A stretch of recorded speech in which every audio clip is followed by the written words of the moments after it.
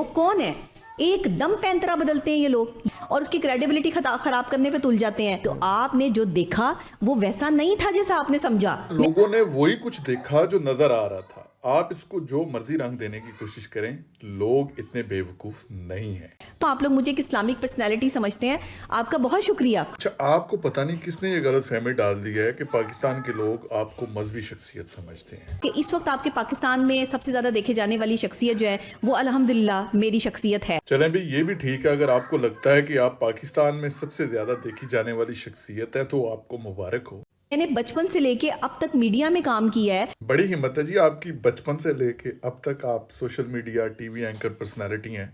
मैं होता तो कब का थक गया होता। कम्युनिटी को बदनाम करने वाले डॉक्टर हैं, इन पर बैन किया जाए, इन्हें सोशल मीडिया से हटाया जाए क्योंकि ये गलत तरीके से जो है वो औरतों को प्रिटेंड कर रहा है। इसे भाई वाईडीए से ये वाला काम करवाना बाकी रह गया है कि सोशल मीडिया से सारे डॉक्टरों को हटाया जाए और स्पेशली डॉक्टर अनीस को हटाया जाए जो औरतों को प्रिटेंड करता है। और ये प्रोपेगेंडा एक डॉक्टर ने किया। इस चीज पे मैं डॉक्टर अनीस के साथ शदीद खफा हूं कि आपने नबी अली खान के खिलाफ प्रोपेगेंडा क्यों किया।